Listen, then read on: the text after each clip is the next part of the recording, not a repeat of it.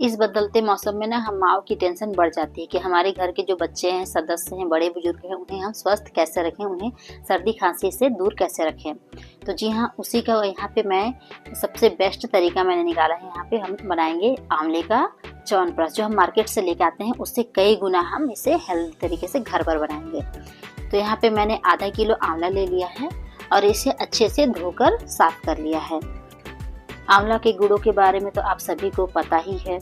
इससे बालों में हमारे जान आते हैं, स्किन पे जान आते हैं, ब्लड, बहुत सारे जो हमारे शरीर में प्रॉब्लम होते हैं ना, कम से कम 50% तो इससे आंवले के सेवन से वो खत्म हो जाते हैं। तो यहाँ पे क्या करना है ना, आंवला को हमें उबाल लेना है। आप उबाल भी सकते हैं और इस तरह से आप स्टीम भी कर सकते हैं। तो मैंने इस तरह से स्टीम किया है और 25 से 30 मिनट के बाद यहाँ पे देखिए आंवला हमारा अच्छे से ये पक गया है। तो अभी आंवला को हम रख देंगे साइड पे, उसे ठंडा होने देंगे। और यहाँ पे मैंने कुछ गरम मसाले लिए हैं जो हमें च्यवनप्राश में चाहिए होते हैं। तो यहाँ पे 1 चम्मच मैंने काली मिर्च ली है, 4 पीपर लिए हैं, 10 से 12 लौंग लिए हैं और यहाँ पे 4 हरी इलायची, 1 तेज पत्ता और 2 दालचीनी के टुकड़ा लिया है। और यहाँ पे 1 कटोरी यहाँ पे सौंठ का पाउडर लिया है और आधा कटोरी यहाँ सौंफ और आधा कटोरी यहाँ पे अजवाइन लिया है। तो हमें क्या करना है ना, इन सभी खड़े गरम मसालों को ना हमें इनमें भून लेना है। गैस का जो फ्लेम है वो हमारा एकदम लो ही रहेगा। लो फ्लेम पे हमें इन खड़े मसालों को इस तरह से भूनना है। और जब ये हल्का सा भून जाए, इनमें चटकने की आवाज़ आने लगे और हल्का हल्का स्मेल आने लगे ना, तो हम यहाँ पे देखिए गैस को मैंने बंद कर दिया है। और क्योंकि हमारा पैन गर्म ही है तो इसी टाइम में अब हम डाल देंगे सौंफ को। सौंफ को हमें पहले नहीं डालना है, वरना इसमें ये जल जाएंगे तो अच्छा से फ्लेवर नहीं आएगा। तो ऊपर से अब हम इसमें डाल देंगे सौंफ और अजवाइन। अब इन्हें भी हमें भून लेना, क्योंकि तवा हमारा गर्म ही है तो ये अच्छे से भून जाएंगे। तो जब अच्छे से ये भून जाएंगे तो हमें इन्हें निकाल लेना है पैन से और इसे हमें पीस लेना है। तो यहाँ पे पहले प्लेट में हमें हल्का सा ठंडा कर लेना है, उसके बाद हमें मिक्सर से पीस लेना है। तो मैंने ठंडा करने के बाद इसे पीस लिया है। और इसको हम जब पीसेंगे ना तो बहुत ज़्यादा ये चिकना नहीं भी होगा तो भी कोई दिक्कत नहीं है। तो मैंने यहाँ पे बहुत ज़्यादा चिकना नहीं किया है, हल्का सा इसमें दरदरापन, जैसे हम मार्केट का भी च्यवनप्राश जो खाते हैं तो उसमें हल्का सा दरदरापन होता है, बहुत ही ज़्यादा चिकना नहीं होता है। तो मैंने उसी टाइप से इसे बनाया है। तब तक इधर हमारा आंवला भी ठंडा हो गया है और आंवला को हमें इस तरह से अच्छे से छील लेना है। आप इसे डेली बच्चों को, बड़ों को या आप खुद भी 1 चम्मच आप डेली इसे खाइए। बहुत पुरानी सर्दी खांसी भी होगी ना, मतलब खांसी होगी बहुत पुरानी, तो भी वो छूट जाएगी।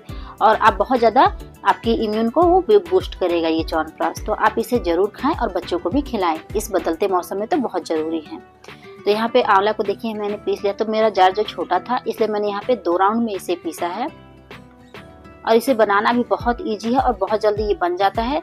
तो आप इस बार जरूर अपने घर पर बनाएं। बाहर का च्यवनप्राश से तो ये बहुत ज़्यादा बेटर होता है, बहुत हाइजीन तरीके से हम इसे बनाते हैं। तो यहाँ पे देखिए आंवला का पेस्ट बनकर तैयार है।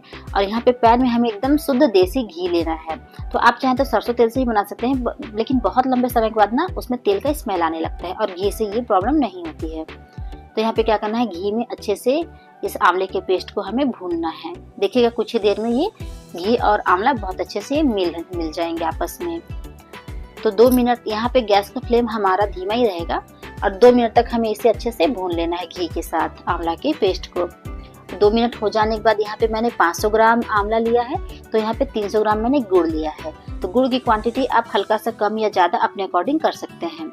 इसे भी हम इसमें डाल देंगे और मीडियम फ्लेम ही रहेगा हमारा यहाँ पे। इन दोनों को हमें अच्छे से पकाना है।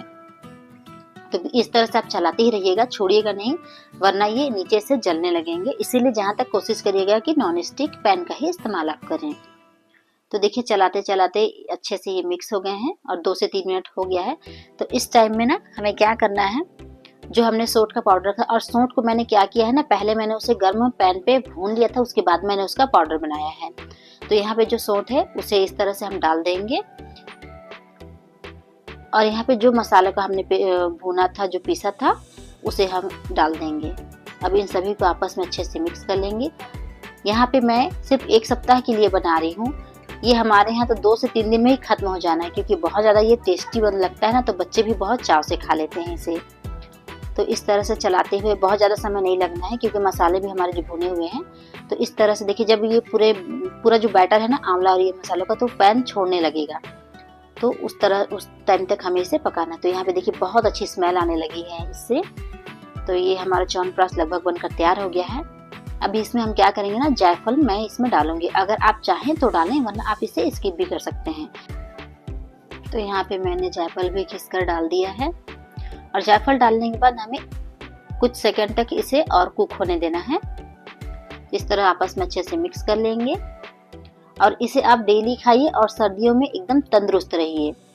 तो यहाँ पे ये हमारा आंवला का च्यवनप्राश बनकर तैयार हो गया है। अब इसे मैं एक कांच के कंटेनर में डाल दूंगी। यहाँ पे गैस भी बंद कर देंगे। तो एक कांच की जो बर्नी होती है, मैंने ये मार्केट वाले हमारे यहाँ अचार आई थी, उसकी बर्नी को मैंने साफ कर लिया अच्छे से। अब इसी में मैं इस च्यवनप्राश को भरकर रख दूंगी। तो कांच की जो भी आप कंटेनर यूज करें ना, उसको बहुत अच्छे से सुखा लें धूप वगैरह में, नहीं तो हल्का सा इसमें पानी या नमी रहेगा ना तो ये च्यवनप्राश जो है जल्दी खराब हो जाएगा। तो यहाँ पे देखिए ये एक बर्नी हो गया है, लेकिन ये 1 सप्ताह के लिए ही है, हो सकता है उससे भी कम दिन जाइए। हमारे यहाँ बच्चे से बड़े चाव से खा लेते हैं। तो यहाँ पे देखिए 1 चम्मच आप डेली खाइए और खिलाइए, खुद भी तंदुरुस्त रहिए और परिवार को भी तंदुरुस्त रखिए। और इस तरह से अच्छे से ढक्कन लगा देंगे और ये हमारी एक बर्नी यहाँ पे आंवले का च्यवनप्राश बनकर तैयार है। अगर वीडियो थोड़ी सी भी अच्छी लगी हो तो वीडियो को एक लाइक जरूर कर दें। Thanks for watching.